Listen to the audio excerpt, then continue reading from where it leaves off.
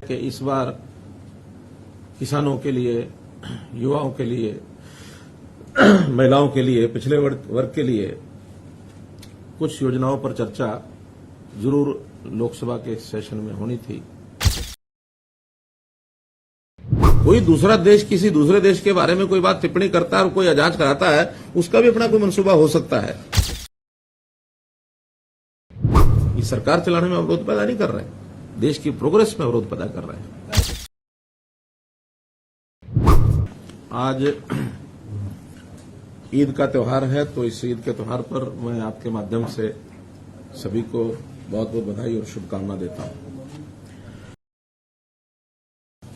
दूसरा, आज के इस पत्रकार वार्ता में मुख्य रूप से जिसलिए आप लोगों को बुलाकर मैंने जो बताना चाह रहा हूं मैं, कि जैसे हम देख रहे हैं, कल मानसून सत्र, केंद्र यानी संसदीय सत्र जो शुरू हो गया है, और उसमें कल के घटनाक्रम से जो चीजें निकल करके आई वो बहुत ही एक प्रकार की चिंता पैदा करने वाली है, बहुत ही एक प्रकार से ध्यान आकर्षण करने वाली है।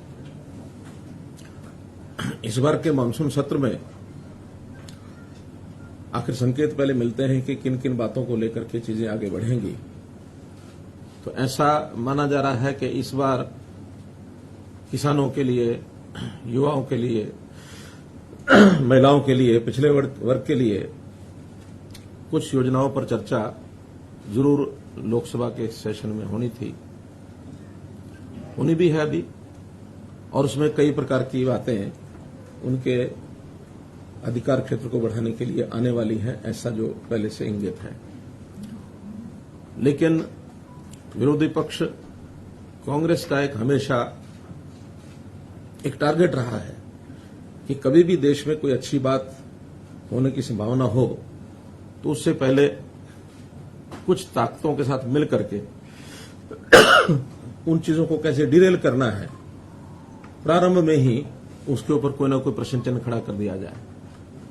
तो जिस प्रकार कल उन्होंने ये सब किया है कि एक कंपनी है पेगासस, जिसकी मदर कंपनी एनएसओ है, उनके माध्यम से जो जासूसी और फोन टैपिंग की बात चलाई गई है,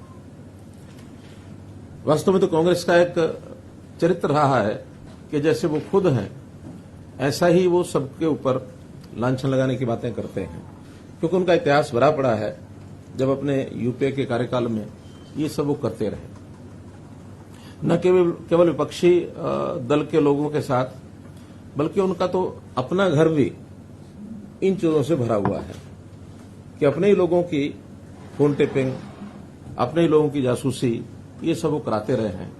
उनको लगता है कि शायद सभी ऐसा करते होंगे, जबकि हमारी सरकार का किसी प्रकार का दूर दूर तक इसके साथ कोई लेना देना नहीं है।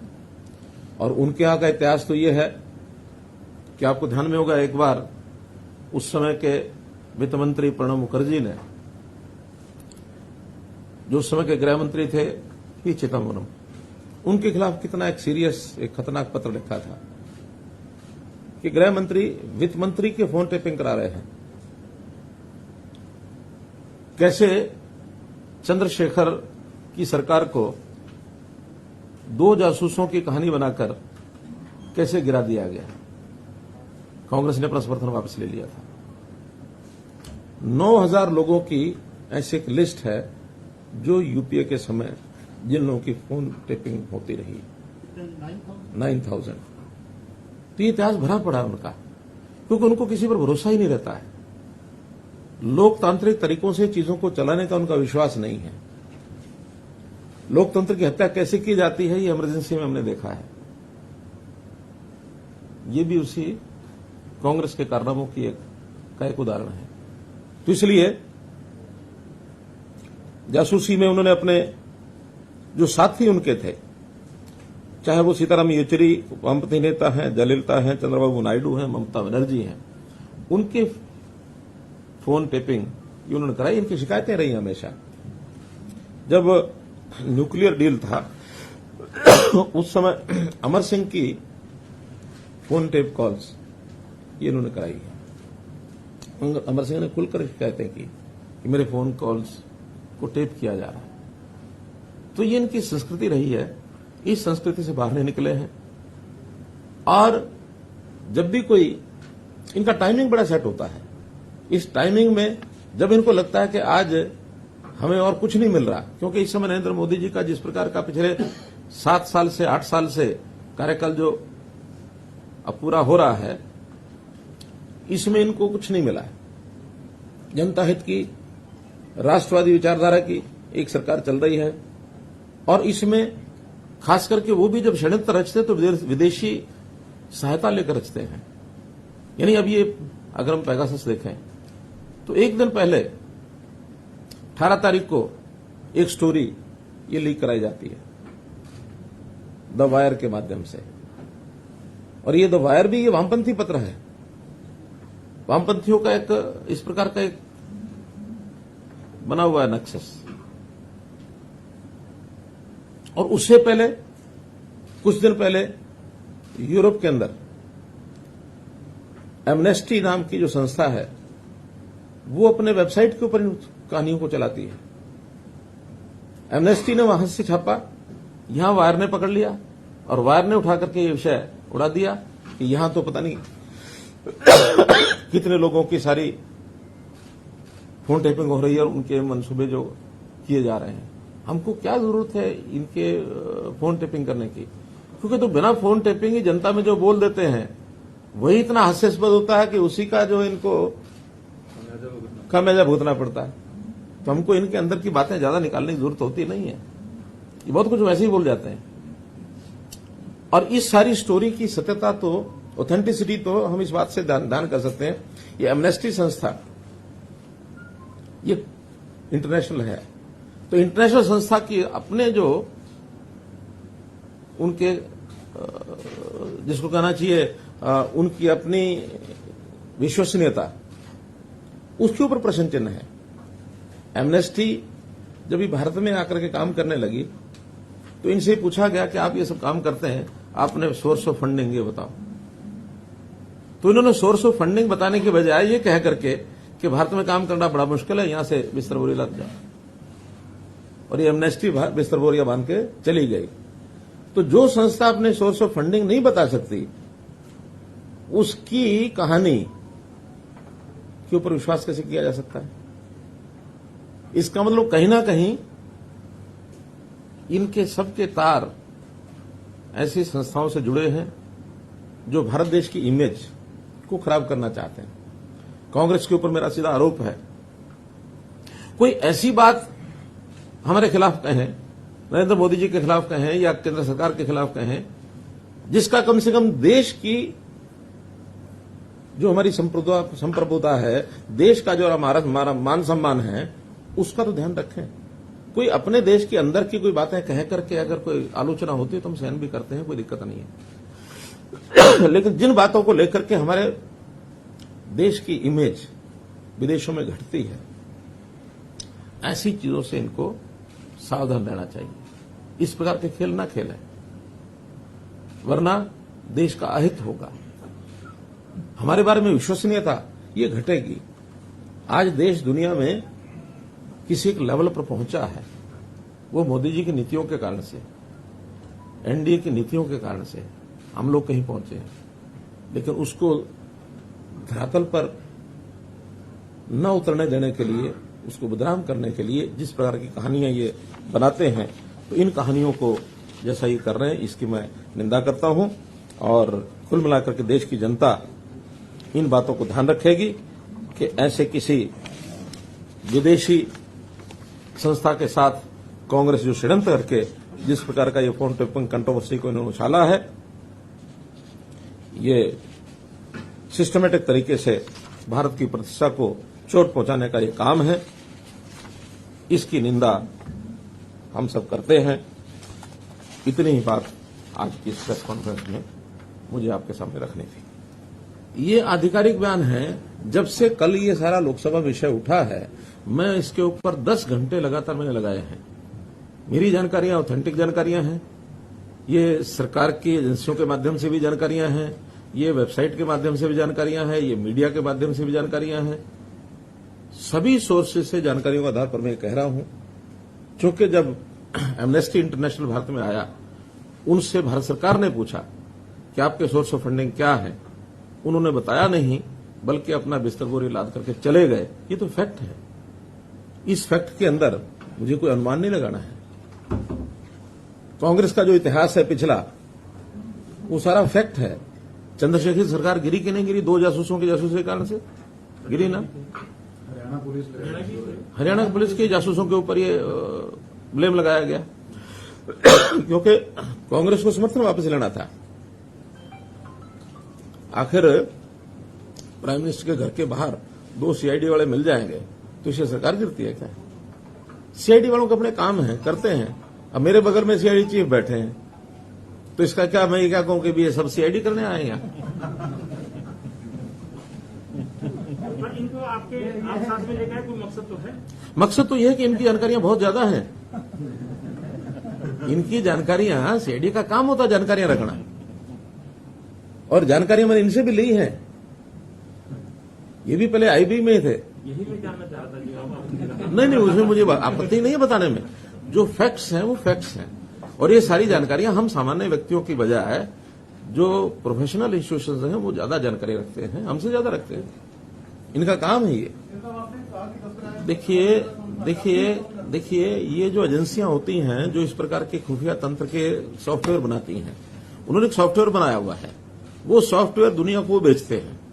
किसको बेचते हैं, किसको नहीं बेचते हैं, उनका अपना इंटरनल मामला। कौन खरीदता है, कौन नहीं खरीदता, ये खरीदने वाला का मामला है। क्या उनका हेतु होता है, ये उनका मामला है। लेकिन उसके अंदर बहुत से जो उनका डाटा बनता है टेलीफोन नंबर्स का, पता नहीं, हो सकता मेरा भी टेलीफोन नंबर उसमें हो, आप लोगों का भी किसी में हो। तो डाटाबेस जो होता है फोन नंबर्स का, वो जो 50,000 फोन नंबर्स जो रिलीज किए गए हैं, वो उनके हो सकता है टारगेट रहे हों, लेकिन वो टारगेट किसने बनाया और कौन सी कंपनी ने कहां से जाके लिए, और वो सारे कोई उनके ऊपर कोई स्पाईवेयर काम किया कि नहीं किया, ये कहीं कोई प्रमाण नहीं है। मेरा फोन भी है, मैं भी सावधानी से ही अपनी बात करूंगा, क्योंकि हो सकता है मेरे फोन भी कहीं ना कहीं किसी ने लगा रखा हो। दुनिया में बहुत सी ऐसी एजेंसीज हैं जो इस प्रकार के जासूसी काम करते हैं, दुनिया में है। लेकिन हमारा उसमें क्या रोल है? हम तो हो सकता है स्वयं उसमें फंसते हों, लेकिन हमारा इसमें रोल नहीं है। अगर कोई जासूसी कंपनी ने कोई 50,000 नंबर आउट किए हैं, तो ये वो कंपनी अपनी रिसर्च सेंटर में बताएगी कि क्या है क्या नहीं है। ये शोर तो यही मच रहा है सर कि ये जो पेगासस का सॉफ्टवेयर है वो केवल सरकार को ही बेचते हैं, प्राइवेट नहीं, प्राइवेट एजेंसियां भी लेती हैं उनसे। हाँ, वो भी लेती हैं। अब ये हो सकता है कि प्राइवेट एजेंसियां उनसे प्राइवेट तरीके से लेती हों, डिक्लेयर ना करती हों, क्योंकि बनाने वाली जब एजेंसी प्राइवेट है, ये कौन सी सरकारी है? नहीं, हमारे पास इसकी कोई जानकारी नहीं है। लेकिन अगर किसी के नंबर किसी प्राइवेट एजेंसी ने ले रखे होंगे और हमारे पास कोई शिकायत आएगी तो हम ढूंढ जरूर देंगे। हमारे पास कोई शिकायत आए तो हमारे पास इतने सिस्टम हैं कि उसको ढूंढ जरूर देंगे। उनको कैसे ओवरशैडो किया जाए, उनके ऊपर कैसे एक ऐसा मुद्दा डाल दिया जाए जिसके अंदर चर्चा चलती रहे और बाकी सारे विषय गौण हो जाए। उसमें वायर एक है तो वायर पामपंथी है, आप सिद्ध कर लीजिए। सब ऐसी ऐसी संस्थाओं से जुड़े हुए हैं जिन संस्थाओं का किसी देश के साथ कोई लगाव नहीं है। ये सब अपने अपने तरीके से ये काम करने वाली संस्थाएं हैं। ये कोई देशभक्ति या देश के प्रति प्यार रखने वाली संस्थाएं नहीं है। सरकार ने, फ्रांस की सरकार ने तो करे ना, फ्रांस की सरकार जांच करे, और जांच के तथ्य जो सामने आएंगे उसके बारे में अपनी टिप्पणी करेंगे कि हाँ सरकार ने किस मंसूबे से की है। क्योंकि कोई दूसरा देश किसी दूसरे देश के बारे में कोई बात टिप्पणी करता है और कोई जांच कराता है, उसका भी अपना कोई मंसूबा हो सकता है। हमारे अपने देश की एजेंसी पर तो हम भरोसा करेंगे, लेकिन बाहर की एजेंसी के ऊपर हम एकदम को भरोसा करने की बात नहीं है। जब चीजें तथ्य सामने आएंगे तब देखेंगे। और देखिए, इन सारी बातों का एक जो मुख्य बात है, मान लो ये विषय था भी सही, कोई ऐसा असल में तो कोई है नहीं, लेकिन इसकी कोई विषय को उठाना ही था, तो ये 20 दिन पहले, महीना पहले, 2 महीने पहले, 15 दिन पहले क्यों नहीं हुआ? विषय तो ये सालों से चल रहा है। ये कंपनी 2018 से ये काम कर रही है। विधानसभा का, लोकसभा का सत्र शुरू हुआ उससे एक दिन पहले इस विषय को उठाने का हेतु क्या है? ताकि हमें शोर मचाने के लिए कोई मुद्दा मिल जाए। क्योंकि सब तो जरूरी नहीं कि 10 घंटे का समय लगाएंगे, जैसा आज मैं अथॉरिटेटिव बोल रहा हूं, ऐसे सब लोग 10-10 घंटे का समय लगाएंगे और फिर जाके बोलेंगे। लोकसभा में हर प्रकार के लोग बैठे हैं, अब उनको अपनी बात को ऐसे बताने के लिए कि हाँ भी हम ये बहुत बड़ा कुछ कर लिया हमने और उसके कारण से शोर मचाना और विधानसभा का लोकसभा को न चलने देना।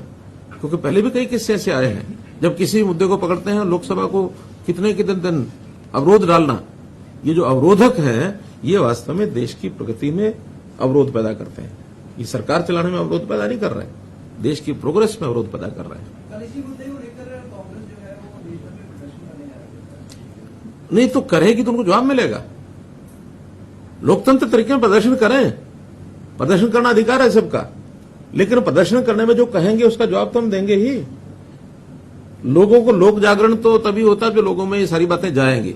आखिर मुझे प्रेस कॉन्फ्रेंस करने का हेतु क्यों ध्यान में आया? इसलिए कि इन विषयों की जानकारी आपके माध्यम से लोगों को मिले, लोगों का जागरण हो कि कांग्रेस क्या करती है। कांग्रेस की काली करतूतें ये कभी भी कामयाब नहीं होंगे, न ये देश में होंगे न ये हरियाणा में होंगे। हरियाणा की बात बताता हूं आपको। अब सीएमईई क्या है संस्था? सीएमईई हर बार ये पिछले 1.5 साल से 2 साल से कि बेरोजगारी 29% हो गई, बेरोजगारी 35% हो गई, बेरोजगारी 36% हो गई। और हमने कहा कि सेल्फ डिक्लेयर्ड जिन लोगों ने डिक्लेयर किया कि मैं बेरोजगार हूं वो 6.1 है। हमारे पास तो अब क्योंकि हमने तरीका खोज लिया अपना, ये तो सैंपल इकट्ठा करते होंगे सीएमआई वाले, तो 2000 सैंपल ले लिए, उसमें कुछ रिटायर्ड लोगों भी डाल लिया, कुछ और। अब रिटायर्ड आदमी क्या कहेगा मैं रोजगार वाला हूं? 60 साल से ऊपर के आदमी का तो पूछने का कारण ही नहीं है। बेरोजगारी होती है 18 साल से 60 साल के बीच में, रादर 18 से 58। ये जो 40 वर्ष का जो कार्यकाल है किसी का, इसमें रोजगार है कि बेरोजगार है, इन्हीं का मूल्यांकन होता है। अब 75 साल के आदमी को आप कहेंगे क्या बेरोजगार है कि रोजगार है, कोई अर्थ है? या किसी स्कूल कॉलेज विद्यार्थियों को कहेंगे रोजगार है कि बेरोजगार है, कोई अर्थ है उसका? कोई अर्थ नहीं। मुख्यमंत्री तो कह सकते हैं रोजगार मिला हुआ। कुल मिलाकर सेल्फ डिक्लेयर्ड लोगों ने 6.1% लोगों ने कहा कि हाँ मैं बेरोजगार हूं, और मानते हैं 3 से 5% बेरोजगारी हर एक देश में, हर एक प्रांत में, हर जगह रहेगी।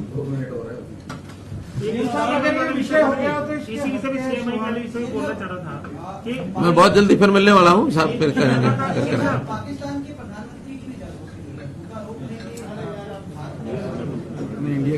मेरा कहना है कि हमें तो अपने बारे में विचार करना चाहिए कि हमारे देश के अंदर कौन क्या खेल खेल रहे हैं। आखिर चाहे पॉलिटिकल पार्टियां हों, चाहे इंडिविजुअल्स हों, चाहे कंपनीज हों, चाहे समूह हों, कोई भी हो, देश हित को जरूर सर्वोपरि रखना चाहिए, देश हित के खिलाफ नहीं जाना चाहिए। और आज का ये जो विषय मैं बता रहा हूं, ये देश की प्रतिष्ठा को एक चोट पहुंचाने वाला विषय है। इस ओर जरूर आप यानी जनता को बताएं, अपने साधनों से बताएं। इतनी बात मुझे कहनी है। बहुत बहुत धन्यवाद।